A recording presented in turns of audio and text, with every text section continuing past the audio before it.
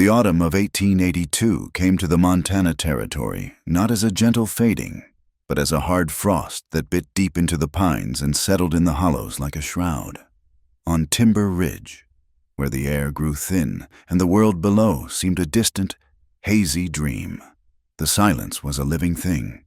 It was in the heavy drape of mist that clung to the lodgepole pines, in the way the needles absorbed all sound, in the cold, clear water of the creek that ran without a whisper over smooth stones. This was the domain of Elias Boone, a man the folks down in Timber Creek called the Mountain Man, though never to his face. They didn't see him often enough for that. His cabin, tucked against a granite shoulder of the ridge, was more a part of the mountain than a structure built upon it. Its logs were silvered with age and weather, the gaps chinked with mud and moss, the roof a thick blanket of sod that grew wild columbine in the spring. Inside, it smelled of wood smoke, curing leather, and the clean, sharp scent of pine. It was a place of solitude, not of peace. Peace had been burned out of Elias a long time ago, leaving only a quiet, hardened emptiness. Each day was a mirror of the one before. He rose before the sun, his movements economical and silent. He'd check his trap lines, his long strides eating up the rugged terrain. He was a tall man, broad in the shoulder but lean, all sinew and bone, built by the mountain that was his only companion. His face was a map of his life, etched with lines of sun and sorrow. A thick beard, more gray now than brown, covered a jaw that was perpetually tight. But it was his eyes that held the truth of him. They were the color of a winter sky, pale and distant, and they rarely looked at anything for long, as if afraid of what they might see reflected back. He had been a scout once, his eyes trained to read the land. He could track a whisper on the wind and read a story in a single broken twig. Those skills served him well now, hunting the elk and bear that sustained him. But the man who had been a scout, the man who had known laughter and the warmth of a woman's hand in his, was a ghost. That man had died with his wife, Sarah, and their boy, Thomas, in the fire and ruin that lawless men had brought to their small homestead in Kansas. He never spoke their names, not even to himself. They existed only as a hollow ache in his chest, a space where his heart used to be. His life now was a penance, a long, slow march of days, each one a stone laid upon their memory. He lived not to feel, but to endure. On a morning when the frost was particularly thick, painting every surface in a coat of brittle white, Elias hefted a heavy bundle of prime beaver and mink pelts onto his shoulder. It was time to go to town. He did it 4 times a year, a necessary intrusion into his seclusion. He needed flour, salt, coffee, and cartridges. He would trade his furs, get his supplies, and be back on his ridge before the sun set, leaving the noise and the stares of the townspeople behind. He locked nothing. The mountain was his lock, and no man foolish enough to climb this high would be foolish enough to cross him. He moved down the game trail, his worn leather boots making no sound on the damp earth. The air was still and cold, his breath pluming in front of him. The forest was a cathedral of silence, the tall pines standing like solemn sentinels. He walked for nearly 2 hours, his mind as blank as the gray sky above. He was thinking of nothing, feeling nothing. It was how he survived. Then he heard it. It was a sound so alien in his world of silence that he stopped dead, his head tilting. It was thin, wavering, almost lost in the vastness of the trees. A cry. Not the cry of a hawk or the whine of a coyote. It was the sound of a child. His first instinct was to dismiss it, a trick of the wind, an animal. His world had no place for children, but it came again, sharper this time, a note of pure distress that cut through the fog and straight into that hollow place in his chest. A muscle in his jaw twitched. He shifted the weight of the pelts on his shoulder, his eyes scanning the dense woods off the trail. Every instinct screamed at him to keep walking, to get to town, to ignore the sound that promised complication and pain. Ghosts were one thing. They were his own to carry. A living, breathing trouble was another. But the scout in him, the man he thought was long buried, wouldn't let him go. That part of him, the part that had been trained to listen and to see, was already moving. Stepping off the path and into the thick undergrowth, he moved with a predator's grace, parting branches without a snap, his eyes fixed in the direction of the sound. The cries grew louder, more frantic. He found the source in a small clearing where a giant of a pine tree, its roots loosened by the autumn rains, had fallen. It had crashed through smaller trees, leaving a wake of splintered wood and torn earth. And there, pinned beneath one of the massive, heavy branches, was a splash of color. A small girl, no older than 6, her calico dress dirty and torn, her face streaked with tears and grime. Her leg was trapped, held fast by the unyielding weight of the tree. Elias stopped at the edge of the clearing, his face an unreadable mask. He saw the impossible tangle of the branches, the sheer size of the trunk. He saw the girl's small chest heaving with sobs, her eyes wide with terror as she looked up and saw him emerge from the trees like some spirit of the forest. She fell silent, her fear of him momentarily greater than her pain. He said nothing. He unslung the axe from his belt and walked forward, his eyes assessing the problem. The branch pinning her was too thick to lift, too heavy to move. He could see the way it lay across her small leg, and a cold knot formed in his stomach. He had to work carefully. One wrong move, and the pressure could shift, crushing her. He knelt, his movements deliberate. "Stay still," he said. His voice was rough, a rusty sound from disuse. It was the first time he had spoken to another human being in months. He examined the angle of the branch, chose his spot, and began to work. He didn't chop wildly. He used the axe like a surgeon's tool, cutting a deep wedge into the top of the branch, creating a lever point. The sharp thud of the axe was the only sound in the clearing. The girl watched him, her wide, frightened eyes following his every move. He ignored her, focusing only on the wood, the grain, the precise application of force. Once the wedge was cut, he found a smaller, sturdy log and jammed it into the gap, creating a fulcrum. Then he put his shoulder into it, his muscles straining against the immense weight. The branch groaned, lifting an inch, then 2. It was just enough. "Pull your leg out," he commanded, his voice a low grunt of effort. "Slowly." She wriggled, grimacing in pain, and slid her leg free. It was scraped raw and already beginning to swell, but it wasn't broken. As soon as she was clear, Elias let the branch settle back into place with a heavy thud. He stood up, breathing a little harder, and wiped a hand across his forehead. He looked at the girl, who was now sitting up, clutching her injured leg and staring at him with a mixture of awe and fear. He felt an unfamiliar and unwelcome surge of something pity. Maybe he crushed it down. "Can you stand?" he asked. She shook her head, her lower lip trembling. He sighed, a sound of pure exasperation.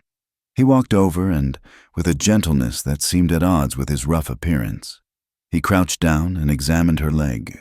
His fingers, calloused and thick, probed the swelling with surprising care. No bones were broken. He had seen worse, far worse. He stood and looked back toward the trail. The town was still a mile away.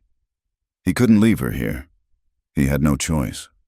"I'll take you to town," he said, the words feeling like stones in his mouth. "The doctor will see to you." He bent down, expecting her to recoil, but she didn't. He scooped her up into his arms. She was lighter than a sack of flour, a small, warm weight against his chest. It was a feeling he had not known for 7 years, and it hit him with the force of a physical blow. He stiffened, his arms locking around her as a wave of memory, the weight of his own boy. Thomas, warm and sleeping in his arms, threatened to drown him. He grit his teeth and started walking, his stride stiff and heavy. The girl was quiet for a long time, her head resting against his shoulder, He could feel her small, shallow breaths. He did not look down at her. He looked straight ahead, at the trees, at the path, at the cold gray sky. He focused on the weight of the pelts, the sting of the cold, anything but the child in his arms. They had almost reached the main trail when she shifted, pushing herself up slightly to look at his face. He could feel her gaze on his cheek, on the rough landscape of his beard. He kept his eyes forward. Then she spoke, her voice small but clear, as clear as the creek water over the stones. It wasn't a question. It was a simple, solemn declaration. "You need a wife," she said, her childish voice cutting through the layers of ice he had so carefully built around himself. "And I need a dad." Elias Boone stopped walking. The world went silent again. But this was a different kind of silence. It wasn't empty. It was filled with the echo of her words. He stood frozen on the trail, the heavy pelts digging into one shoulder, the impossible warmth of the child held against his chest. He felt as if he'd been struck by lightning. The words didn't just enter his ears, they pierced him, finding that hollow, aching space inside him and filling it with a pain so sharp and so profound it took his breath away. Slowly, as if moving against a great and powerful current, he turned his head. He looked down at the girl. He saw her face, smudged with dirt but framed with soft brown curls. He saw her eyes, a deep and serious shade of blue, looking right into him, seeing not the mountain man, not the ghost of the ridge, but a man who was alone. And in that moment, as he looked into the eyes of the little girl named Rosie, the 7 years of ice around Elias Boone's heart didn't just crack, it began to break apart. The first painful, agonizing thaw of a long and bitter winter. He didn't know her name, or where she had come from, but he knew, with a certainty that shook him to his very soul, that nothing would ever be the same again. The silence of the ridge had been broken forever. The town of Timber Creek huddled in the valley like a handful of tossed pebbles, a last outpost of noise and commerce before the wilderness swallowed everything. For Mara Deering, it was supposed to be a sanctuary. For the last 3 days, it had been a prison of fear. Her daughter, Rosie, was gone. Mara had been in the town's mercantile, haggling for a small bag of flour with the last of her coins, when Rosie, who had been tracing patterns in the dust on the porch, had simply vanished. One moment she was there, a bright spot of yellow calico in the gray afternoon. The next, she was not. Panic, cold and sharp, had seized Mara and had not let go. It was a familiar feeling, but this time it was for her child, not for herself, which made it 1,000 times worse. She had walked the one dusty street from end to end until her feet were raw, her voice hoarse from calling Rosie's name. The townspeople watched her, their faces a mixture of pity and suspicion. She was a newcomer, a woman alone with a child and a southern accent that was as out of place here as a magnolia blossom in a snowdrift. She was the widow of a man who had worn the gray, and in this part of the country, that was a stain that didn't wash out easily. They didn't know the whole truth. They didn't know about Caleb Deering, Caleb, who had found her and Rosie destitute in the aftermath of the war, a savior with kind eyes and a warm smile. He had offered them shelter, food, protection, and slowly, like a vine strangling a tree, his kindness had twisted into possession. His protection became a cage, his words a constant, subtle chipping away at her spirit. He was not her husband, not in the eyes of God or the law, but he had owned her all the same. The faded yellow bruise on her arm, hidden by her sleeve, was his last gift to her before she'd finally found the courage to flee in the dead of night, with Rosie bundled in her arms and nothing but a desperate prayer on her lips. She had run north, towards the raw, untamed land of the Montana Territory, hoping to lose herself and her daughter in a place so vast that even a man as relentless as Caleb couldn't find them. Timber Creek, with its backdrop of formidable mountains, seemed like the edge of the world. It seemed safe, until Rosie was gone. Now, On the third day, a hollow-eyed and hopeless Mara stood before the sheriff's office for the 5th time. Sheriff Miller, a man whose weary expression suggested he'd seen too much of human folly, simply shook his head. "We've looked, ma'am. The search party came back empty. It's wild country. A child that small." He didn't finish the sentence. He didn't have to. Tears she refused to shed burned behind her eyes. She turned away from the sheriff, wrapping her thin shawl tighter against a chill that came from within. She looked up at the mountains, at the silent, watching ridges that loomed over the town. They seemed to mock her. Their immense, uncaring silence, a judgment on her failure to protect her only child.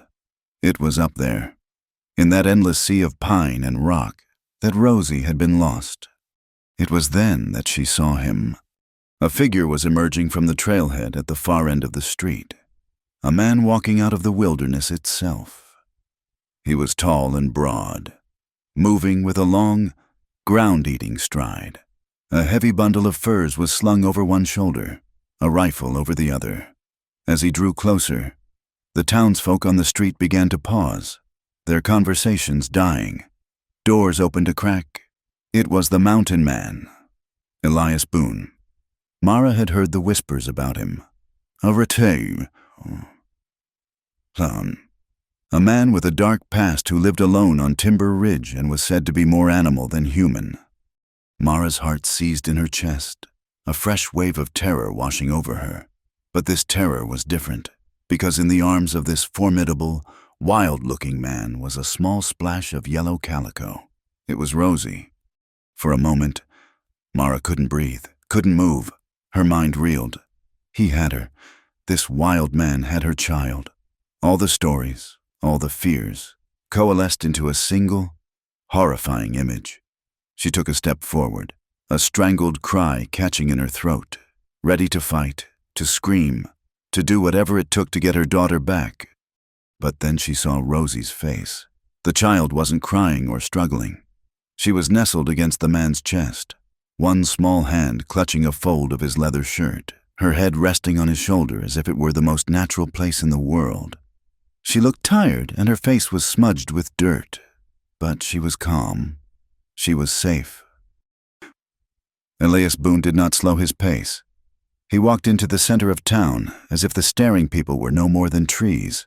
His eyes, the color of a winter sky, were fixed straight ahead, ignoring everyone. He was heading for the doctor's small office. Mara finally found her legs and ran, her worn skirts kicking up dust. "Rosie!" she cried, her voice breaking. At the sound of her voice, the man stopped. He turned his head slowly, and his pale eyes met hers. They were cold, empty eyes, yet they held no malice. They simply held a great and terrible stillness. Mara skidded to a halt a few feet away from him, her gaze darting from the man's unreadable face to her daughter. "Mama," Rosie said, her voice small and sleepy. She gave Mara a weak smile. "He saved me." The relief that flooded through Mara was so absolute, so overwhelming, that her knees buckled. She would have fallen if not for a sudden, instinctive step forward. She looked at Elias Boone, this giant from the mountains, and saw the scrapes on Rosie's leg, the careful way he held her, protecting the injured limb. All the fear she had felt moments before now churned with a profound, dizzying gratitude. What happened?" she stammered, her hands clasped at her chest. "Tree fell," Elias said. His voice was a low rumble, rough like stones grinding together. "Her leg was pinned. It's not broken." He spoke in short, clipped statements, as if words were a currency he was loath to spend. He started walking again, and Mara fell into step beside him, one hand resting on Rosie's back, a constant, trembling touch to reassure herself that her daughter was real, that she was here. When they reached the doctor's office, Elias placed Rosie gently onto the examination table. Dr. Adams, a kind, elderly man, came bustling out and immediately set to work cleaning and bandaging the child's leg. Through it all, Elias stood by the door, a silent, looming presence. He had placed his bundle of furs on the porch, but he did not leave. He watched, his face impassive, as Mara soothed Rosie, her voice a stream of soft murmurs and endearments. When the doctor was finished, declaring that Rosie was bruised but would be fine, Mara turned to face the man who had brought her back. She fumbled in the small purse tied at her waist. There were only a few coins inside, not nearly enough to repay a debt like this, but she had to offer something. "Sir," she began, her voice trembling. I don't know how to thank you. Please, let me give you something for your trouble." Elias Boone looked at the coins in her outstretched hand, and for the first time, a flicker of something moved in his eyes. It wasn't contempt or pity. It was something deeper, something that looked almost like pain. "I don't want your money," he said flatly. He turned his gaze to Rosie, who was now sitting up on the table, watching him with wide, trusting eyes. Then he looked back at Mara. He saw the exhaustion etched on her face, the fear that still lingered in her eyes, the worn fabric of her dress. He saw a woman who was hanging on by a thread. He gave a slight, almost imperceptible nod, more to himself than to her, and turned to leave. "Wait," Mara called after him, a note of desperation in her voice. She couldn't let him go like this. This man had saved her entire world, and he was walking away as if it were nothing. "Please, at least tell me your name." He paused in the doorway, his broad back to her. "It's Boone," he said without turning around. "Mr. Boone," she said, taking a step closer. "Thank you. God bless you." He remained still for a long moment, the silence stretching between them. Mara felt a sudden, inexplicable fear. Not of him, but for him. He seemed so utterly alone. A man carved from the same stone as the mountains he inhabited. He was a man who knew loss. She could see it in the set of his shoulders, in the profound emptiness of his silence. He was broken, just as she was. When he finally spoke, his voice was low, and it carried the weight of the wilderness within it. He didn't turn to face her, but his words filled the small room, directed as much at the unforgiving landscape outside as they were at her. "The land's rough, ma'am," he said, his voice a quiet rasp, "but it keeps what it loves." And then he was gone. He stepped off the porch, retrieved his furs, and walked back down the dusty street, never once looking back. He walked toward the trailhead, toward the silent ridges, melting back into the wilderness that had produced him. Mara stood in the doorway, holding a sleeping Rosie in her arms, and watched him until he disappeared. His words hung in the air, echoing in the broken places inside her. They were strange words, rough and simple, but they held a promise she hadn't dared to hope for, a promise of tenacity, of holding on. Here, at what felt like the end of her road, a silent man from the mountains had not only saved her daughter, but had given her a sliver of something she thought she had lost forever. A fragile, terrifying, and desperately needed reason to believe she might one day find a place to stay. After Elias Boone disappeared back into the forest, a quiet rhythm of watching and waiting settled over Mara's life. She moved into a small, neglected cabin at the very edge of Timber Creek, where the town gave way to the whispering pines. It was all she could afford, a drafty place with a roof that wept in the rain and a door that didn't quite fit its frame. But it was hers, and from her window, she could see the vast, silent expanse of Timber Ridge. She found herself looking up at it often, wondering about the man who lived somewhere in that lonely wilderness. A week after he had brought Rosie back, he appeared. Mara was outside, trying to secure a loose shutter against a rising wind, when she saw him at the tree line. He wasn't looking at her, but at the roof of her cabin. He carried an axe in one hand and a bundle of fresh-cut cedar shakes in the other. He said nothing. He simply walked to the side of the cabin, leaned a fallen log against the wall for a ladder, and climbed onto the roof. Mara stood frozen, her heart a frantic drum against her ribs. Men didn't just appear and start fixing things without wanting something in return. Caleb had taught her that lesson with bitter certainty. She watched, her body tense. As Elias worked, he moved with an unhurried, powerful economy, tearing away the rotten shingles and replacing them with the new ones. The rhythmic tap of his hammer, the only sound in the clearing. Rosie came out of the cabin, her eyes wide. "It's Mr. Boone," she whispered, a note of reverence in her voice. When he was finished, hours later, he climbed down, gave the roof a final, critical glance, and turned to leave. "Mr. Boone," Mara called out, her voice thin against the wind. "I can't pay you for that." He stopped and looked at her, his pale eyes unreadable. "Didn't ask for pay," he said, and he walked back into the woods. He came back 3 days later. This time he brought lengths of pine, stripped and sharpened at one end. He spent the next 2 days digging post holes and setting a sturdy fence around her small plot of land. It wasn't a fence to keep things in, but to keep the wild out. A fence for safety.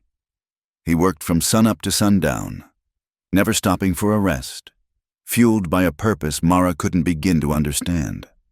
Rosie would sit on the porch steps and watch him, chattering away to him as if he were an old friend. He rarely answered, but Mara noticed that he never moved out of earshot of her small voice. His third visit was with a load of firewood, split and stacked, that he piled neatly against the cabin wall. It was enough to last them a month. Each time he came, he was a silent force of nature, fixing what was broken in her small world and then retreating back to his own. And each time, Mara's fear lessened, replaced by a bewildering and profound gratitude. One afternoon, Elias was checking the new fence line when Rosie approached him, her steps hesitant. "Mr. Boone," she said, "can I ask you something?" He stopped and looked down at her, his expression softening in a way it never did for anyone else. "You can. Mama says you live with the mountains. Do the mountains give you a horse?" A low sound, like rocks rumbling, came from his chest. It took Mara a moment to realize it was a chuckle. "No, little one. The mountains don't give horses." He disappeared for an hour and returned leading a placid, old mare. It was his own horse, the one he rode to town. He lifted Rosie and set her on its broad back, and for the rest of the afternoon, he led the horse around the small yard, his large, calloused hand holding Rosie's small one, his voice a low, patient murmur as he taught her how to hold the reins and sit tall. Mara watched from the window, her hand pressed to her mouth. She was not just seeing a mountain man helping a little girl. She was seeing a ghost of a man who might have once been a father. That evening, she knew she could not let him leave without offering more than just words. As he prepared to go, she stepped out onto the porch. "Mr. Boone," she said, her voice stronger now. "I made stew. There's enough, if you'd care to stay." He froze, his back to her. An invitation. It was a simple thing, but it was also a wall he had built stone by stone around his heart. To accept was to let someone in. He stood there for a long time, the silence stretching taut between them. Mara was sure he would refuse, but then, slowly, he turned around. He nodded once, a short, sharp dip of his head. The meal was a quiet affair. Elias sat at her small, rough-hewn table, looking too large for the chair, too wild for the small room. He ate with a focus that suggested he had not tasted food cooked by another's hand in a very long time. The stew was simple venison he had left on her doorstep a week earlier, potatoes and wild onions, but it filled the cabin with a warmth that had nothing to do with the fire. Rosie, sitting between them, filled the silence, telling Elias about her doll and the picture she had drawn of a horse that looked more like a spider. After he had finished, Elias pushed his clean bowl away and looked at Mara. "Thank you, ma'am," he said. It was the most formal he had ever been with her. He stood to leave, but as he reached the door, he paused. That fence. There's a weak spot on the west side. The ground is soft. I'll bring some rocks to shore it up tomorrow. He was making an excuse to come back, and for the first time, looking at this broken, silent man. Mara felt not fear or even just gratitude, but a fragile flicker of hope. Winter arrived not gradually, but in a single, furious onslaught. A snowstorm blew down from the north, a blizzard that turned the world white and wiped out all roads and trails. Mara and Rosie were caught in it. They had walked to a small, quiet grove a mile from their cabin to lay a few wildflowers on the grave of a woman who had shown them kindness, when the sky turned a bruised gray and the wind began to howl. The snow came down in a blinding curtain. Within minutes, Mara was lost. The path had vanished. Panic, cold and sharp, began to creep in. Rosie was shivering, her small face pale. Town was too far, their own cabin unreachable. But through the swirling snow, Mara saw a faint orange glow, a light. It was high up on the ridge, in the direction of Elias Boone's cabin. It was their only chance. Holding Rosie tight, she fought her way up the slope, stumbling through drifts, the wind tearing at her clothes. It felt like an eternity before the dark shape of his cabin materialized out of the white chaos. She pounded on the heavy door with a frozen hand. It swung open, and he was there, silhouetted against the firelight within. He took in the sight of them snow-covered, shivering, terrified, and without a word. He stepped aside, pulling them into the warmth. He barred the door against the storm, shutting out the howl of the wind. The cabin was one room, clean and spare. A stone hearth dominated one wall, a massive fire roaring within it. A bed was built into another wall, and a simple table and 2 chairs stood in the center. The air smelled of pine and wood smoke. It felt safe. It felt like the heart of the mountain. Elias took Mara's wet shawl and Rosie's coat and hung them near the fire. He motioned for them to sit on the thick bearskin rug in front of the hearth. He ladled hot, dark coffee into a tin cup for Mara and warmed some water with honey for Rosie. He moved with his usual silence, his presence a solid and reassuring weight in the small space.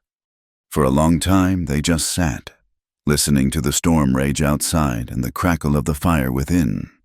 The flames danced, casting long, wavering shadows on the log walls, a fragile circle of light in an immense darkness. Rosie, exhausted and warm, fell asleep with her head in Mara's lap. "Heard you were planning on a short winter," Elias said, his voice a low rumble. Mara looked up, startled. A joke. He had made a joke. A small, tired smile touched her lips. It seems the weather had other plans. The silence that fell this time was different. It wasn't empty. It was filled with the shared warmth of the fire, the sleeping breath of the child, and the silent understanding of 2 people who had found shelter from more than just the snow. "You have a good fire," Mara said softly, looking at the flames. "A fire is honest," Elias replied, his gaze also on the hearth. "It gives what it can, and it takes what it must, but it always tells the truth." She knew he wasn't just talking about the fire. She thought of Caleb's smiles, which had hidden a cold cruelty. She thought of her own life, a performance of strength to hide her brokenness. "I had a boy," Elias said suddenly, his voice so quiet Mara almost didn't hear it over the wind. "Thomas. He was about her age." He didn't look at her, but kept his eyes on the fire, as if seeing a ghost in the flames. He loved to watch the fire, said it was telling stories. Mara's heart ached for him. It was the first piece of his past he had ever offered her, a precious, painful shard. "What happened to him?" she asked, her voice gentle. "Men came," he said, his voice flat and devoid of emotion, which was more terrifying than any rage. "They wanted what wasn't theirs. They took everything." The finality in his tone left no room for questions. She understood. She had her own story of a man who took what wasn't his. She reached out, her hand hesitating for a moment before she gently placed it on his arm. His muscles were like stone beneath his sleeve, but he didn't pull away. "I'm sorry," she whispered. He finally turned his head and looked at her. In the flickering firelight, she saw the terrible, lonely grief in his eyes. And she saw something else, too, a flicker of warmth, a reflection of the fire that burned between them. "You're Rosie," he said, his voice rough with unshed tears. She reminded me of what it was to hear laughter in a house." A tear slipped down Mara's cheek. "And you," she said, her voice thick. "You reminded me of what it was to feel safe." The storm howled, but inside the small cabin, a fragile peace had settled. They were two broken souls, survivors of different wars, who had found a momentary truce in the heart of a blizzard. He, a man who feared letting anyone in for fear of losing them again. She, a woman who feared letting anyone in for fear of being owned. And yet, here they were, sharing a fire, sharing their ghosts. As the night wore on, they talked more, their words soft and hesitant, echoes of smoke from the fires that had burned their pasts. For the first time in years, Mara laughed, a genuine, startled sound at a story Elias told of a stubborn bear. And Elias smiled, a true smile that reached his winter sky eyes and momentarily melted the frost. The hearth fire burned steadily, a warm, hopeful light against the long, dark night. It was a fragile warmth, easily extinguished, but for now, it was enough. It was a beginning. It was a promise that even after the coldest winter, things could, perhaps, begin to grow again. The blizzard that had trapped them in Elias Boone's cabin was a turning point, a quiet pivot in the seasons of their lives. When the snows finally receded, they left behind a world washed clean. But the thaw brought its own challenges. The trails became rivers of mud, and the world seemed to hold its breath, waiting for spring. During this time, Elias became a more frequent presence at Mara's cabin. He no longer needed the pretense of a broken fence or a leaky roof. He came with a brace of rabbits for her pot, or a chunk of honeycomb for Rosie, his offering silent statements of his intent to be part of their lives. Mara, in turn, began to leave the door unlocked in her heart. She would have a pot of coffee brewing when she saw his tall frame emerge from the tree line. A silent invitation. They would sit in the evenings, the comfortable quiet between them punctuated by Rosie's happy chatter. Mara found herself learning the contours of his silence, the way a slight tightening of his jaw meant he was thinking of the past, the rare, almost imperceptible softening of his eyes when he watched Rosie play. He was no longer just the mountain man.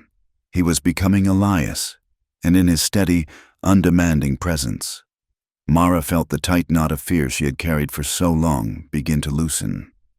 She was beginning to forget the constant need to look over her shoulder. The past, however, has a long memory and a patient stride. It arrived in Timber Creek on a Tuesday, not with the roar of a storm, but with the slick, confident click of polished boots on the saloon's boardwalk. Caleb Deering was a handsome man, with a charming smile that never quite reached his cold, assessing eyes. He moved with a languid grace that was at odds with the rough-hewn town. His clothes well-made, his manner easy.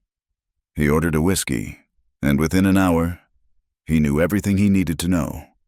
The bartender, loosened by Caleb's silver coin and easy compliments, was a fount of information. He told him about the reclusive mountain man, the quiet southern widow, and the little girl. He painted a picture of their strange, silent courtship, of the man from the ridge fixing her fence and bringing her meat. Caleb listened, his smile never wavering, but a possessive fire kindled in his eyes. He had tracked Mara across 3 territories, and the thought that she had found comfort, let alone protection, in the arms of another man was a slight he could not abide. Mara was his. She had simply forgotten her place. The poison began to seep into the town's bloodstream almost immediately. It started as whispers in the mercantile, as sidelong glances in the street. Mara felt the change first when she went to buy thread. Mrs. Gable, who had always been kind, became curt and professional, her eyes holding a new, hard judgment. The women who used to nod at her now looked straight through her. The rumor, ugly and sharp, had taken root. The grieving Confederate widow hadn't been grieving for long. She'd taken up with that wild hermit on the mountain, a Union scout no less. It was a disgrace. Mara felt the old shame and fear return, a cold weight in her stomach.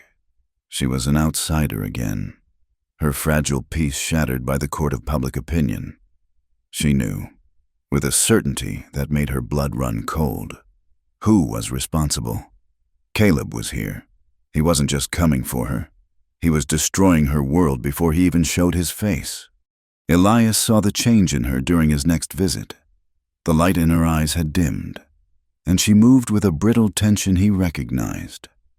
She didn't have to tell him. He had seen the way men in the saloon fell silent when he walked in to trade his furs.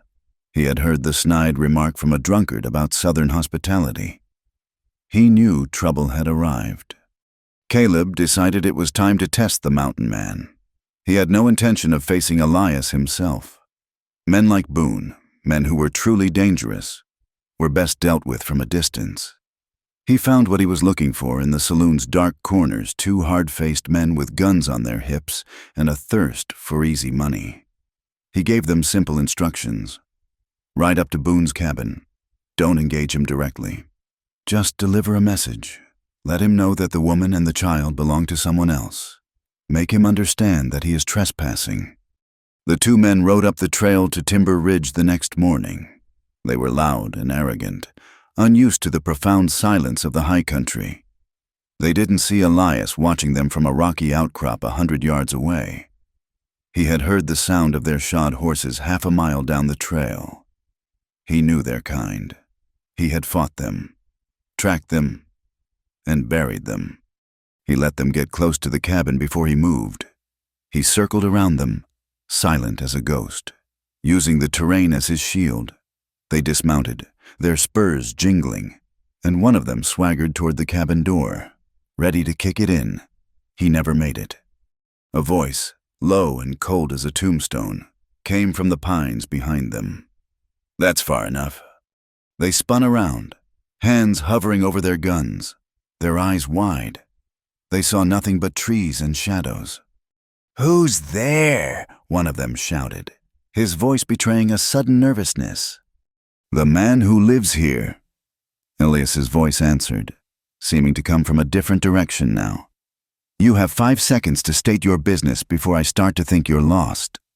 The two men exchanged an uneasy glance.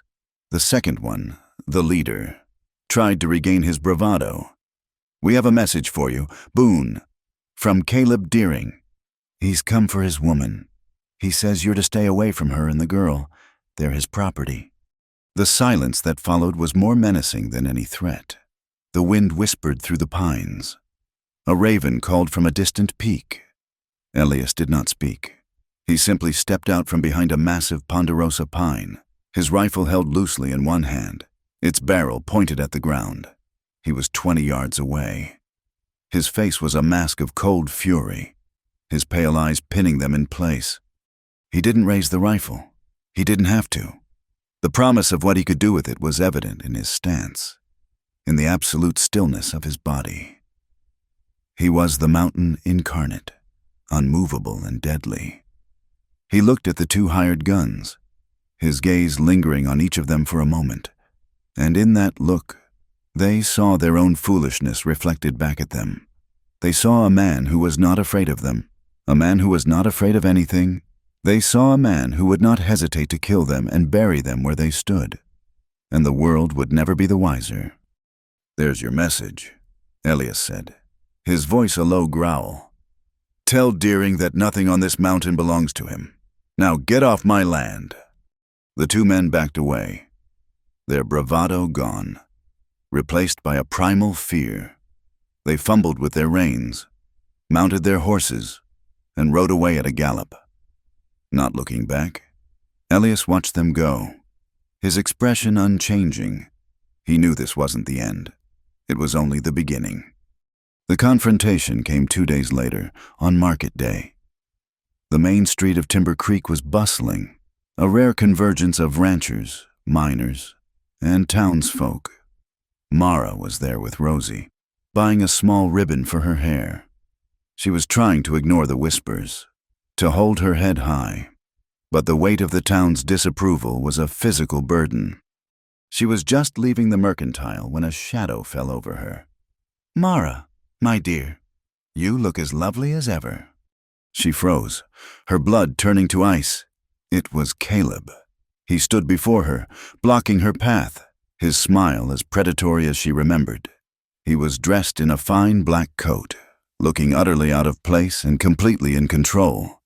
Rosie instinctively hid behind Mara's skirts, her small hand clutching the fabric. "Caleb?" Mara whispered, her voice barely audible. "What are you doing here?" "Why, I've come for you." "Of course," he said, his voice smooth and reasonable, loud enough for those nearby to hear. "I have come to take you and our sweet Rosie home. This wilderness is no place for a lady." His use of the word "our" was a deliberate claim of ownership, a brand he was pressing onto her in public. People stopped to watch, their faces a mixture of curiosity and righteous judgment. Mara felt trapped, the eyes of the entire town upon her. She took a step back, pulling Rosie with her. "We have no home with you," she said, her voice trembling but firm. "Leave us alone." Caleb's smile tightened. "Now, Mara, don't be difficult. You're emotional. You've been through a great ordeal. Let me take care of you." He reached out, his hand about to close on her arm. It was at that exact moment that the crowd parted. Elias Boone stepped through them. He had come down from the ridge, his rifle on his shoulder, his presence silencing the entire street. He moved with a quiet, deliberate purpose, his winter sky eyes fixed not on Caleb, but on Mara. He saw the terror in her face, and something shifted in his own. The cold emptiness was replaced by a fire, a protective fury that was terrifying in its intensity. He stopped directly in front of Caleb, his body a solid wall between him and Mara. He was taller than Caleb, broader, and he seemed to draw his power from the earth itself. He didn't speak to Caleb. He didn't even look at him. He simply stood there, a silent, immovable obstacle. The silence on the street was absolute. Everyone watched, holding their breath. It was a tableau of the Wild West, the civilized predator against the untamed protector, with a vulnerable woman caught between them. Caleb was the first to speak, his voice dripping with condescending amusement. "Well, well, the mountain man. I've heard stories. I believe you have something that belongs to me." Elias finally shifted his gaze, slowly lowering it to meet Caleb's. His eyes were flat and cold, and they held a promise of violence that made Caleb's smile falter. Elias said nothing. His silence was his weapon, a contemptuous dismissal that was more insulting than any curse. He then looked back at Mara, his expression softening almost imperceptibly. "Mara," he said, his voice a low, steady anchor in the swirling currents of fear. He reached out his hand, not to her, but to Rosie, who was peeking out from behind her mother's dress. Rosie, without hesitation, slipped her small hand into his. Elias looked at Mara again. "Let's go home." It was not a question. It was a declaration. With that simple statement, he claimed them. He declared their small, drafty cabin a home, and he declared himself its guardian. He turned his back on Caleb Deering, an act of supreme defiance, and with Rosie's hand in his, he began to walk away. Mara, after a moment of stunned disbelief, fell into step beside him, her place at his side as natural and right as the river in the valley. Caleb stood there, his face a mask of disbelief and fury. As the three of them walked away together, a strange, broken but fiercely loyal family, the crowd began to murmur, their judgments now uncertain. They had just witnessed something raw and elemental. They had seen a man place his life, his honor, and his very soul between a woman and her past. They had seen a man who was willing to protect what he believed in, no matter the cost. And as Elias Boone walked away, with the woman and child at his side, he was no longer just the mountain man. He was their champion. The walk back up the trail to Elias Boone's cabin was a silent one. Steeped in the aftershock of the confrontation in town, the air on Timber Ridge was thin and cold, a stark contrast to the thick, judgmental atmosphere of the street they had left behind. Rosie, sensing the gravity of the moment, held tight to Elias's hand, her small steps trying to match his long, steady stride. Mara walked on his other side, her gaze fixed on the path ahead, her mind a whirlwind of gratitude, fear, and a terrifying, burgeoning hope. He had claimed them. In front of the entire town, he had drawn a line in the dust and placed them on his side of it. The gesture was so profound, so absolute, that it left her breathless. When they reached his cabin, the sanctuary that had once sheltered them from a blizzard now felt like a fortress against the world. Elias pushed the heavy door open and stood aside, letting them enter first. The single room was just as they remembered, clean, spare, and dominated by the stone hearth. It smelled of wood smoke and old leather, the scent of solitude.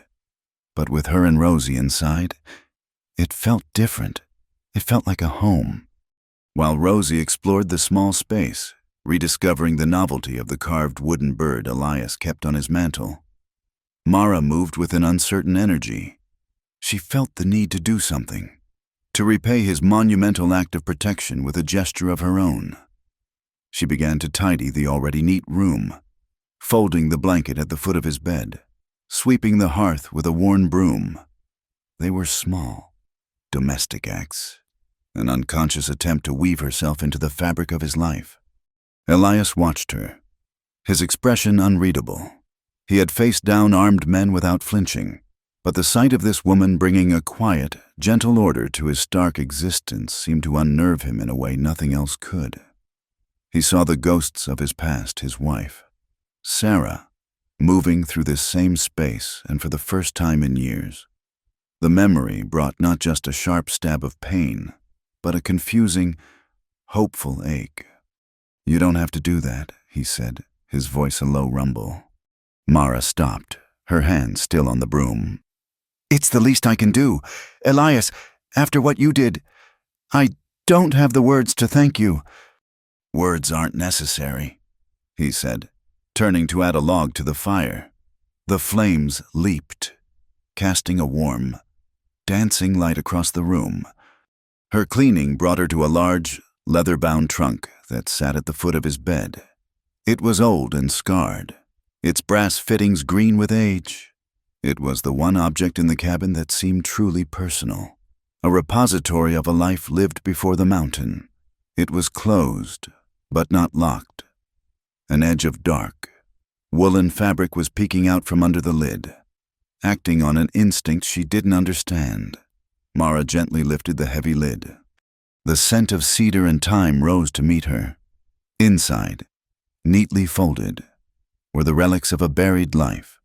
A small, worn dress that must have belonged to a child, a woman's silver-backed hairbrush, a tintype photograph of a smiling young woman with kind eyes, and a small boy with a serious expression.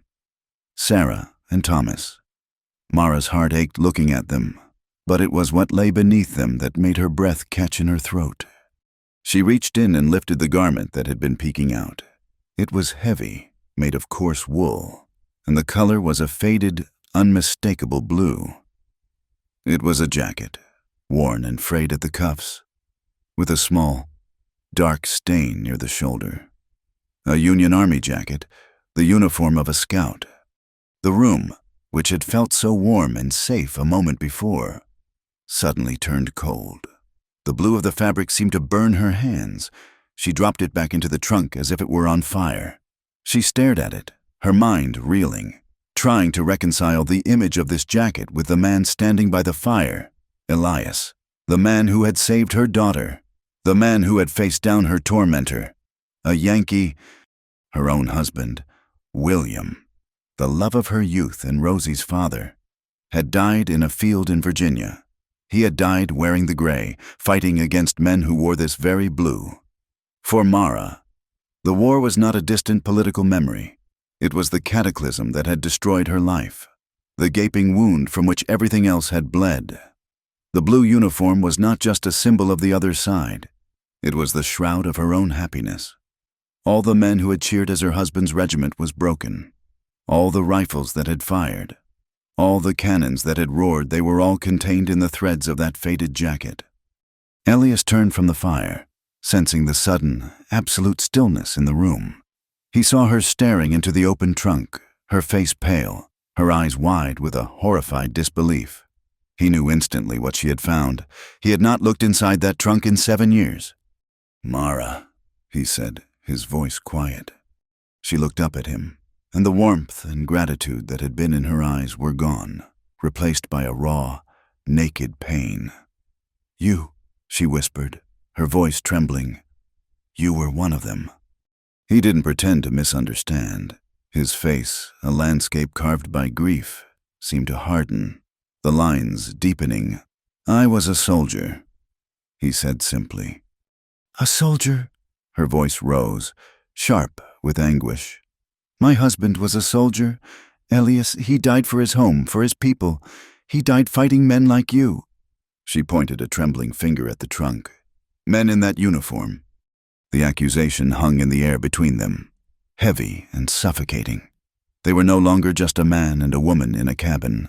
They were the blue and the gray, two opposing sides of a chasm that had torn a nation and their own lives apart. "It was a war," he said, his voice flat, his own ghosts rising to meet hers. Men on both sides died. "Don't!" she choked out, a sob catching in her throat. "Don't you dare speak of it as if it were just some event. That war took everything from me. It took my husband and left me alone with a child to raise. It left me vulnerable to men like Caleb. It was the reason I had to run. The reason I ended up here." Her words tumbled out, a torrent of long-suppressed grief and anger. "You fought for the side that destroyed my world. How can you stand there? How can I look at you and not see the man who might have fired the bullet?" The injustice of her words struck him, but he saw the pain behind them. He took a step toward her, his hands open at his sides. "Mara, that's not fair." "Fair," she cried, backing away. "Was it fair that William was buried in an unmarked grave while you survived to hide away on this mountain? Was it fair that I had to listen to men celebrate a victory that was built on the bones of my husband?" His control finally snapped. The quiet, stoic man disappeared, and in his place was a man raw with his own unhealed wounds. "And where was your glorious cause when my war was over?" he shot back, his voice cracking like a whip. "Where was it when bandits, wearing pieces of both uniforms, rode onto my homestead because there was no law left to stop them? They weren't fighting for a flag, Mara. They were fighting for a bottle of whiskey and a few dollars. They burned my home. They killed my wife. They killed my boy." He stopped, breathing heavily, the terrible words hanging in the fire-lit room. The silence that followed was profound, filled with the echoes of their shared, yet opposing, tragedies. They stared at each other, two survivors standing on the opposite shores of the same river of pain. Mara's anger faltered, replaced by a wave of crushing sorrow. She saw him then, not as a uniform, but as a man who had suffered a loss as deep and absolute as her own. The war had taken her husband, but the lawless chaos that followed had taken Elias's entire world. He saw the change in her face, the fight draining out of her. He knew words were useless now. They were ghosts, speaking a language of grief that could not be translated. He turned back to the trunk, his movements stiff and heavy. He reached past the uniform, past the tin type, and drew out a small, folded piece of paper, its edges worn soft, its surface yellowed with age. It was a letter. He walked over to her and held it out. His hand was trembling slightly. "This was the last letter my wife ever wrote me," he said, his voice now a rough, quiet whisper. "I was away, scouting. I got back 2 days too late." Mara looked at the letter in his hand, then up at his face. To share this was to open his deepest wound, to hand her the very core of his pain. Hesitantly, she took it. The paper felt fragile, sacred. She unfolded it carefully. The handwriting was a graceful, feminine script. The ink faded to a pale brown. "My dearest Elias," it began. "The nights are long without you. Thomas asks for you every evening. He says the stars are brighter up on the ridge and that you must be standing right beside them. I pray he is right. I pray you are safe beneath those same stars. I worry. But my heart is calm, for it is full of you. I know you will come home to us. Hurry back, my love. Hurry back to the warmth. And Elias, if the world ever tries to break you, if you are ever left alone in the cold, promise me this: if you ever find warmth again, let it stay. Don't let the ghosts keep the house cold forever. Oh, my love, always. Sarah." The last words were blurred, as if by a tear. Mara's own tears began to fall, silent drops that spattered onto her hands.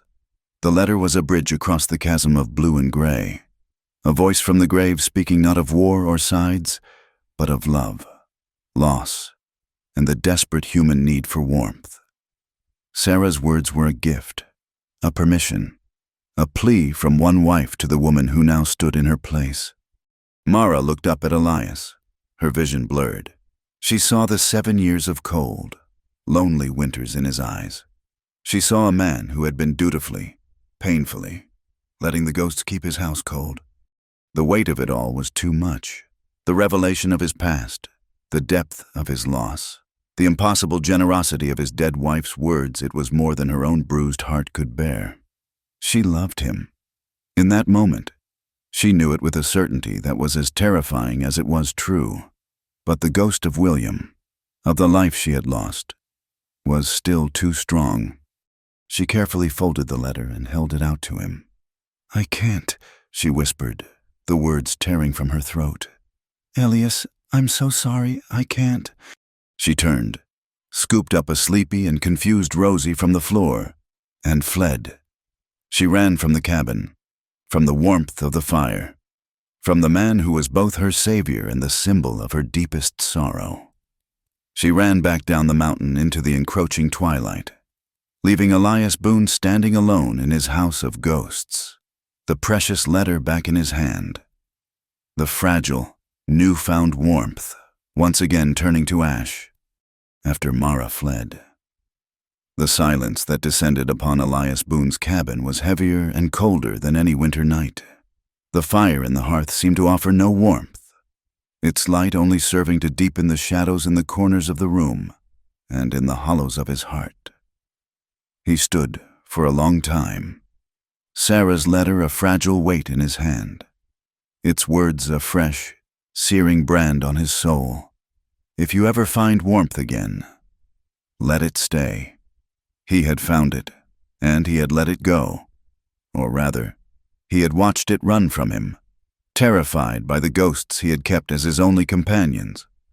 He carefully placed the letter back in the old leather trunk and closed the lid, the sound echoing with a terrible finality. But the man who had spent 7 years communing with ghosts was not the same man who stood in the cabin now. The scout in him, the survivor, was awake. The confrontation in town had been a challenge issued, and Elias knew men like Caleb Deering. A public humiliation was a debt that would be repaid not in coin, but in violence. Mara's flight did not end the threat. It only left him alone to face it. He did not sleep that night, as the moon traced its cold, silver path across the sky. Elias moved with a quiet, deadly purpose. He was no longer a hermit grieving his past. He was a soldier preparing a battlefield. He checked the action on his rifle, the weight of the Colt Peacemaker at his hip a familiar comfort. He moved around the perimeter of his small clearing, his senses alive to the language of the wilderness.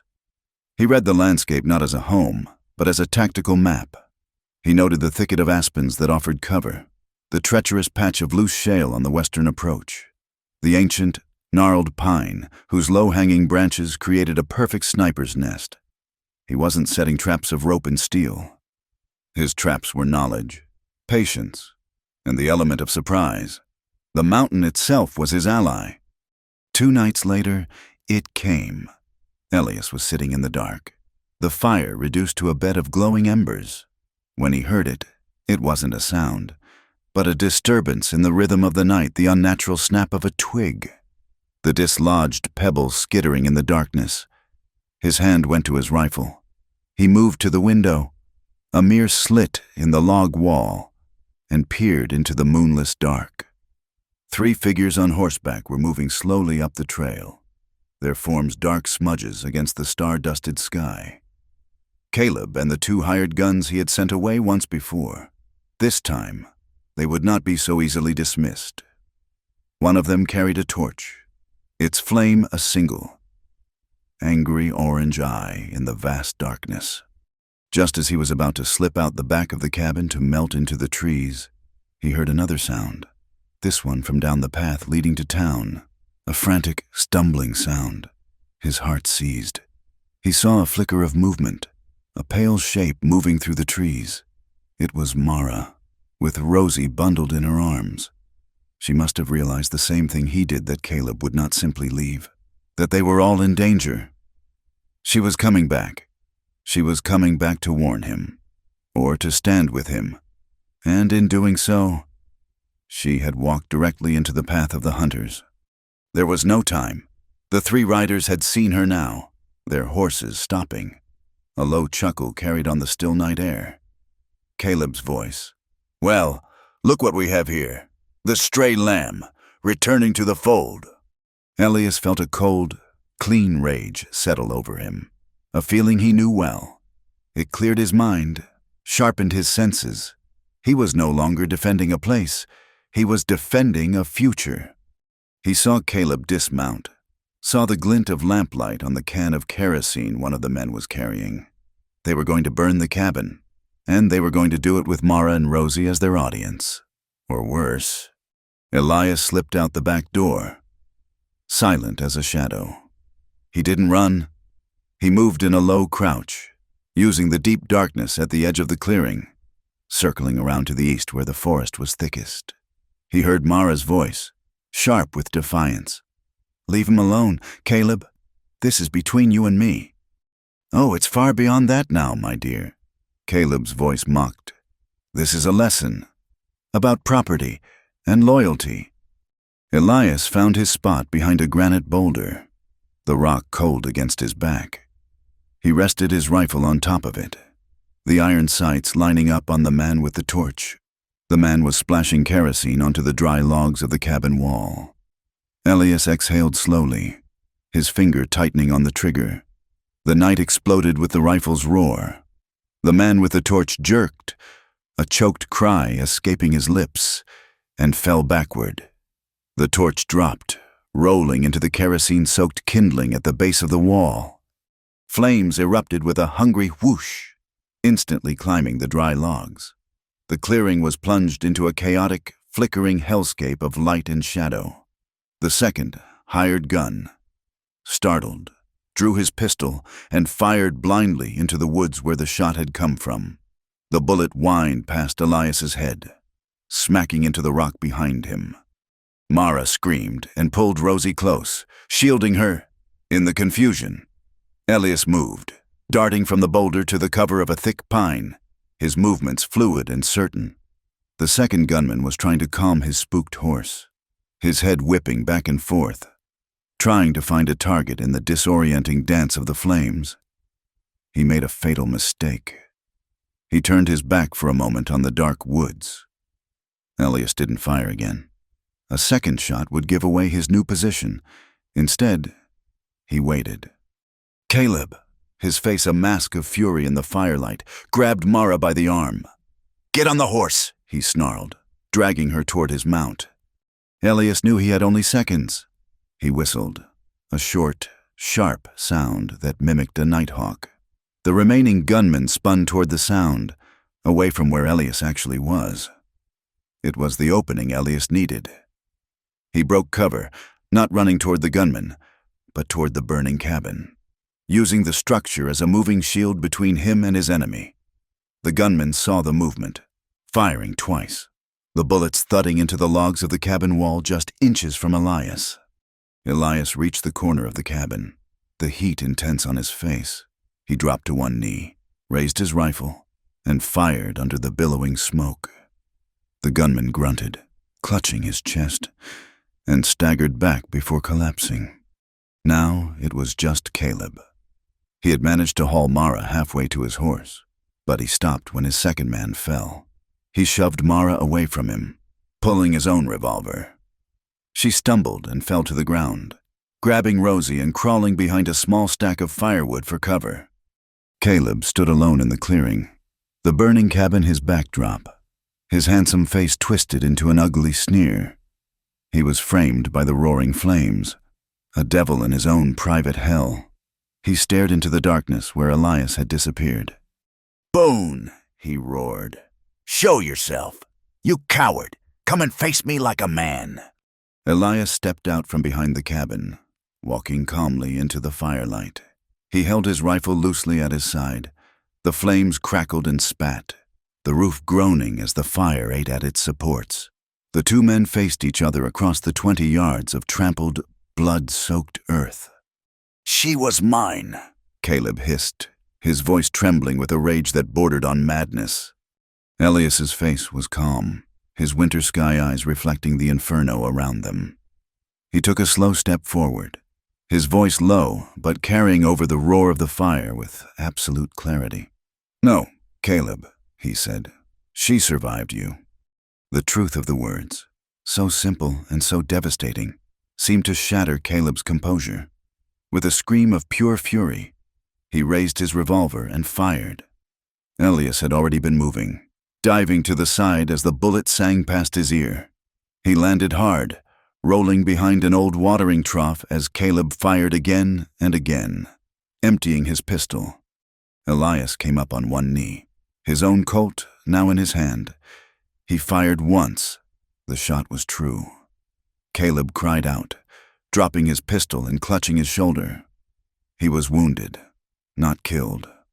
He staggered backward, his eyes wide with a mixture of pain and disbelief. He looked around wildly, as if searching for an escape, but there was nowhere to run. Behind him, the main beam of the cabin roof, burned through and groaning under its own weight, finally gave way. With a sound like a cannon shot, it collapsed inward, sending a shower of sparks and flaming debris high into the night sky. A burning timber fell outward, striking Caleb in the back. He screamed, a terrible, high-pitched sound, and fell forward into the fiery ruin of the cabin's entrance. The flames, merciless and cleansing, consumed him in seconds. The sudden, awful silence was broken only by the roar of the fire. Elias got to his feet, his body aching, a sharp pain in his side where he had landed on a rock, but he ignored it. His only thought was for Mara and Rosie. He ran to them, finding them huddled behind the woodpile, soot on their faces, their eyes wide with terror. "Are you hurt?" he asked, his voice rough with smoke and concern. Mara shook her head, unable to speak, and threw her arms around him, holding on as if she would never let go. Rosie began to cry, her small body trembling. He held them for a moment, a fierce, protective embrace, before a loud crack from the burning structure reminded him of their immediate danger. The whole cabin was about to collapse. "We have to move," he said, pulling them back toward the safety of the trees. They stood at the edge of the clearing, the three of them, and watched the fire devour the simple log home. They watched it burn away the place where they had shared their first meal, where they had weathered a blizzard, where they had confronted their ghosts. It was a funeral pyre for a life of solitude, a violent and absolute end to the chapter of the mountain man. Everything Elias owned was turning to ash. Mara looked from the raging fire to the man beside her. He had lost everything, again, and he had done it for them. Tears streamed down her face, washing away the soot. Elias, She whispered, her voice choked with emotion. you're home. He looked down at her, his face illuminated by the destructive, yet strangely beautiful light. He put a hand on her cheek, his thumb gently wiping away a tear. He wasn't looking at the fire. He was looking at her, and at the child holding fast to his other hand. "It was just a cabin," he said, his voice quiet but steady. In that moment, Mara understood. The logs, the roof, the hearth, they were just wood and stone. The home, the true sanctuary, was standing right here beside her. It was a foundation of courage, sacrifice, and a fierce, unspoken love. The flames had taken the cabin that had burned once before in his memory, but they could not touch the love that refused to die with it. The fire-eaten ruin of the cabin smoldered through the rest of the night, its angry orange glow slowly surrendering to a sullen, smoking gray. As the first pale light of dawn crept over the eastern peaks, it revealed a scene of utter desolation. The chimney stood like a lone, blackened headstone in a graveyard of ash and charred timbers. The cold morning air was thick with the smell of wet soot and burned pine, a funereal incense for a life that had been... Elias, Mara, and Rosie had huddled together under the meager shelter of a thick fir tree.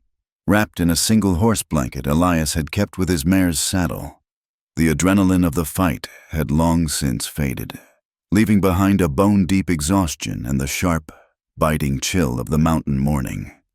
Rosie slept fitfully in Mara's arms, her small face smudged with soot. Mara was awake, her eyes fixed on the smoking ruin, her mind replaying the horror of the night, but it was Elias who worried her. He sat with his back against the tree, his rifle across his lap, his gaze sweeping the perimeter. He was still the watchman, the protector, but Mara could see the cost in the unforgiving light of dawn. His face was drawn and pale beneath his beard. A dark, ugly bruise was beginning to form on his right side, visible where his shirt had been torn when he dived to the ground.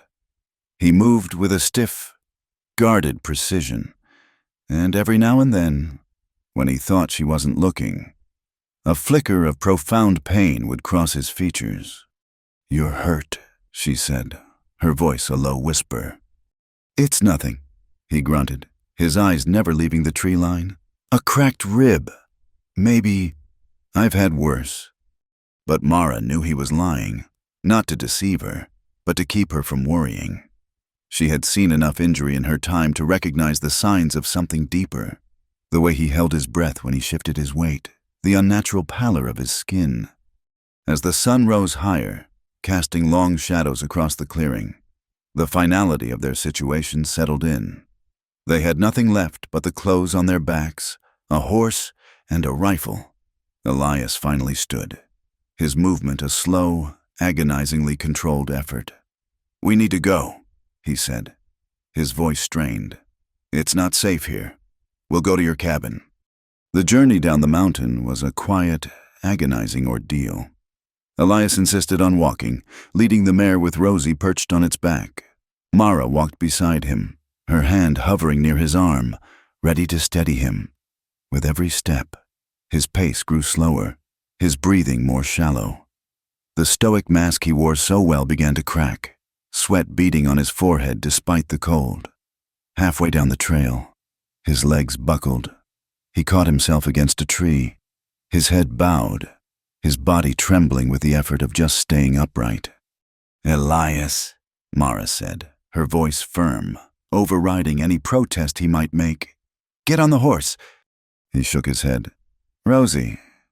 "I can carry Rosie," she insisted, her own fear giving her a strength she didn't know she possessed. She lifted her daughter from the saddle, settling the child on her hip. "Now, get on." He looked at her, his winter sky eyes clouded with pain and a flicker of something she had never seen there before. Helplessness, the admission of his own weakness, was a greater wound than any physical injury. Without another word, he let her help him onto the mare. By the time they reached the edge of Timber Creek, He was slumped forward, barely conscious, his head resting against the horse's mane. Mara's small cabin, which had always felt so fragile and inadequate, now became a sanctuary, a hospital, with the help of Dr. Adams, whom she fetched in a panic. They got Elias inside and onto her narrow bed. The doctor's examination was grim. It wasn't just a few cracked ribs. The fall had been brutal.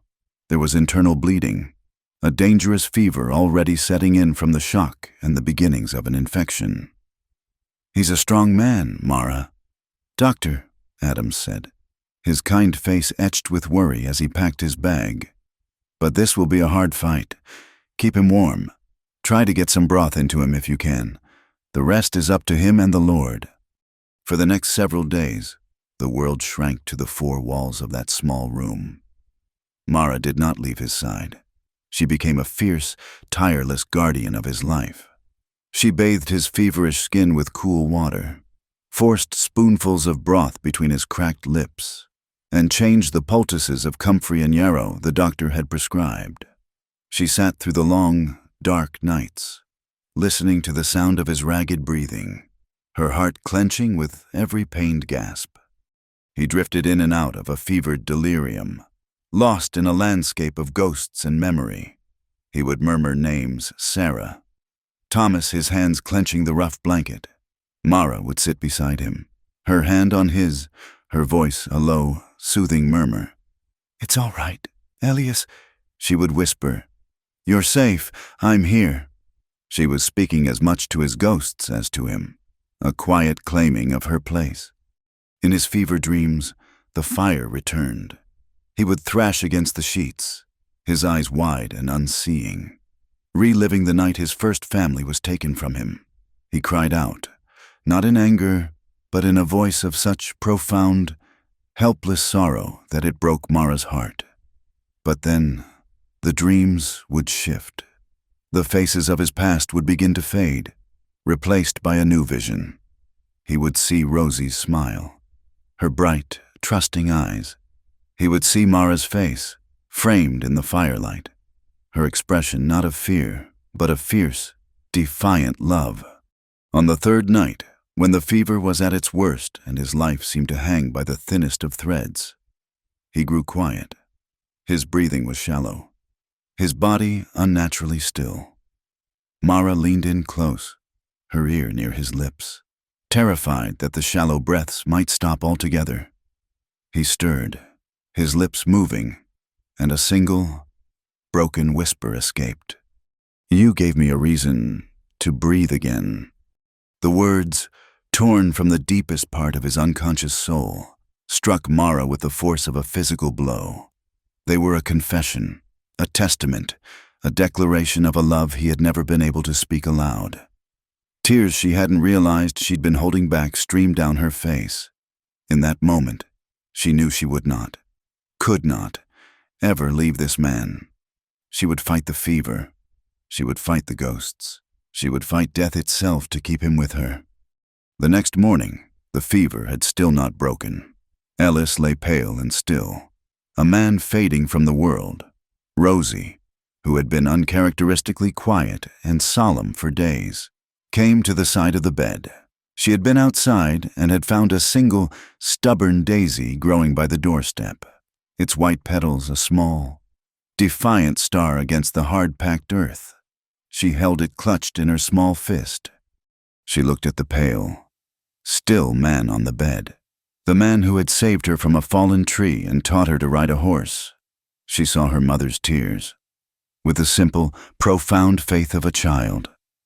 She reached out and gently placed the small white flower on Elias's chest, directly over his heart. It was a tiny offering, a child's prayer for life in a room filled with the shadow of death. Mara watched, her heart too full for words. The daisy, a simple wildflower, seemed to shine with a light of its own, a small, fragile beacon of hope. And perhaps, in the deep, silent places where life and death contend, the prayer was heard. That afternoon, for the first time in days, a sheen of true sweat broke out on Elias's forehead. The fever was breaking. Through the night, his breathing deepened, becoming steadier, stronger. He woke 2 days later. The afternoon sun was streaming through the small cabin window, illuminating the dust motes dancing in the air. The first thing he saw was Mara's face. She was asleep in a chair beside his bed, her head resting on her arms, her expression weary but peaceful. The small, slightly wilted daisy Rosie had placed on his chest was now in a cup of water on the bedside table. He felt weak, his body a landscape of dull aches, but his mind was clear. The ghosts were gone. The fire was gone. There was only the quiet room, the gentle sunlight, and the woman who had pulled him back from the edge. He lifted a hand, his movement slow and weak, and gently touched her hair. Her eyes fluttered open. She looked at him, and for a moment, there was just a profound, silent communication in their gaze. Then, a slow, beautiful smile spread across her face. A smile of such pure, unadulterated relief that it made his own bruised heart ache with a new and powerful emotion. Elias, she whispered. Mara, he answered, his voice a dry rasp. He was alive. He was here. The storm had passed. They were quiet for a long time. There was much to say. But the most important things had already been said in the silent language of the sick room in her tireless care. In his delirious confession. Finally, Mara reached over and took his hand, her fingers lacing with his. She looked from his face to the sunlit window, and then out toward the distant, silent ridge where a chimney now stood sentinel over a pile of ashes. You once built a home for ghosts, she said, her voice soft but steady, filled with a strength and certainty that amazed them both. Let's build one for the living. Her words were not just an offer of comfort. They were a promise to rebuild. Not just a cabin of wood and stone, but a life of warmth and laughter. A promise to plant a garden where only ashes remained. Elias looked at her, at the unwavering conviction in her eyes, and he knew, with a certainty that settled deep in his soul, that Sarah's final wish had finally been granted. The warmth had returned, and this time, he would let it stay. He squeezed her hand, a silent, powerful assent. The house of ghosts had burned. It was time to build a home. The winter that followed the fire was long and quiet, a season of healing spent within the close confines of Mara's small cabin. Elias's strength returned slowly, a stubborn tide creeping back into a body that had been ravaged by injury and fever. Each day, he was a little stronger. First, he was able to sit by the fire, then stand, then take a few halting steps across the room. Mara was his constant shadow, his nurse, his companion. She fed him, read to him from a tattered copy of a book a kind neighbor had lent her, and simply sat with him, her quiet presence a balm more powerful than any medicine. In the crucible of his recovery, the last of their barriers crumbled. They spoke of everything and nothing, their histories laid bare not in dramatic confessions, but in the quiet sharing of small memories. He told her of the way his father had taught him to track, the scent of his mother's baking bread. She told him of her childhood in the green hills of Virginia, of the way her husband, William, had courted her with clumsy poems and wildflowers. They spoke of their lost loves not as ghosts to be feared, but as cherished parts of the people they had become, sad and beautiful legacies that had, through a long and painful road, led them to each other. The town, for its part, had undergone a transformation of its own. The story of the fire on the ridge had spread, embellished with every telling. The whispers that had once condemned Mara now spoke of her with a grudging respect, and Elias Boone, the fearsome hermit, was now a figure of quiet legend, the man who had faced down 3 armed men to protect a widow and her child. When Mara went to the mercantile, she was no longer met with cold stares, but with concerned inquiries about Elias's health and offers of food and assistance. The town, in its own rough-hewn way, had chosen a side. They had chosen family. When the first green shoots of spring pushed their way through the last patches of melting snow, Elias was whole again. He was leaner, and new lines of pain and wisdom were etched around his eyes, but the haunted, empty look was gone. In its place was a quiet, steady purpose. One morning, he took Mara and Rosie by the hand and led them not up the ridge to the blackened ruin of his old life, but down into a small, sheltered meadow a short distance from Mara's cabin. A clear, cold creek chuckled its way through the tall grass, and a grove of aspens stood on the far side, their leaves shimmering like 1,000 silver coins in the breeze. "Here," he said, his voice full of a quiet conviction. "We'll build it here, by the water, where things can grow." It was not a fortress on a lonely ridge, designed to keep the world out. It was a home in a valley, open to the sun. And so, the work began. It was not the solitary labor of a hermit building a shelter for his ghosts.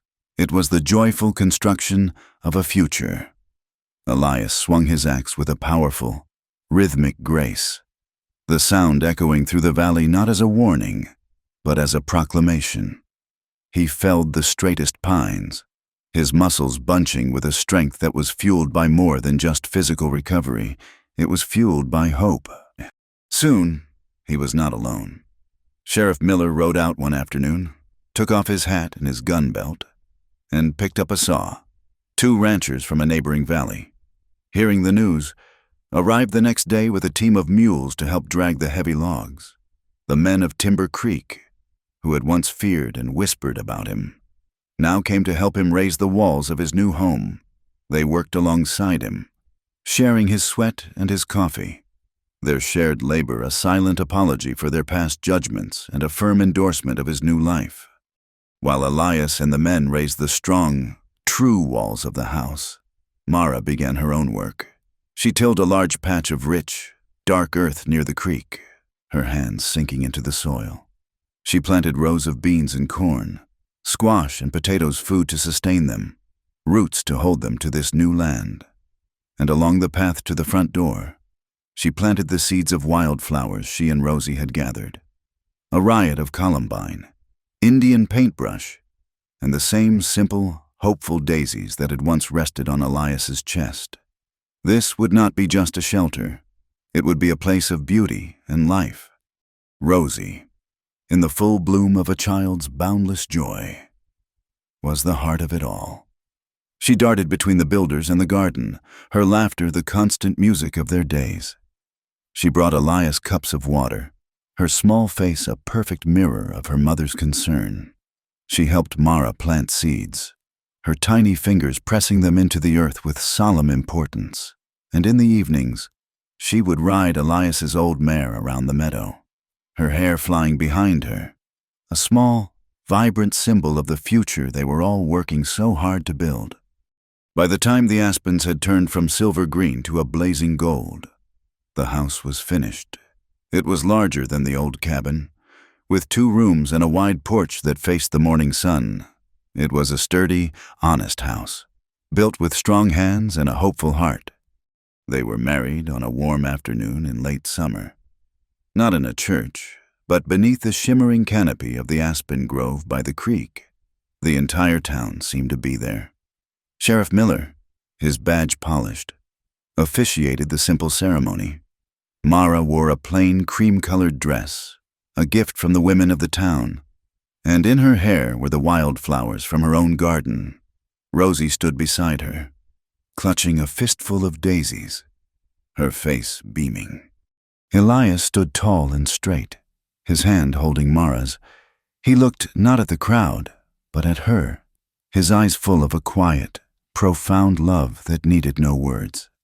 When the time came for their vows, they did not speak of forever or of heaven. They spoke of the earth beneath their feet, of the home they had built, of the family they had become.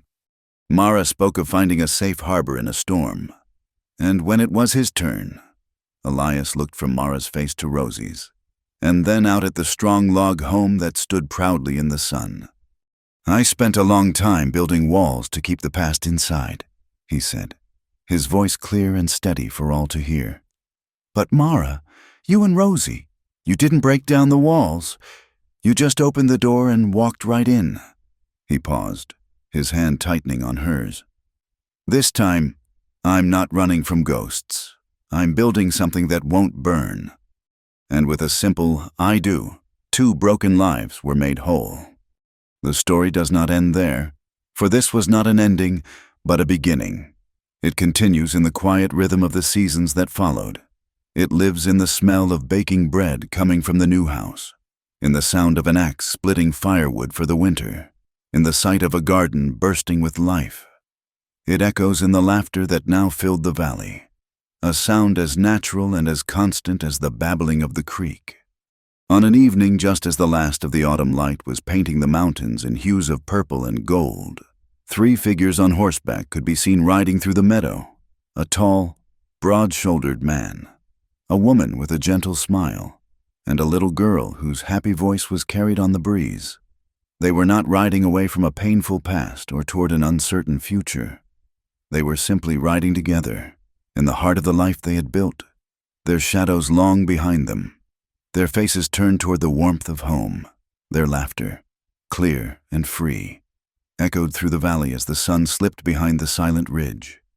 For in that wild and unforgiving land, they had learned the deepest truth of the frontier.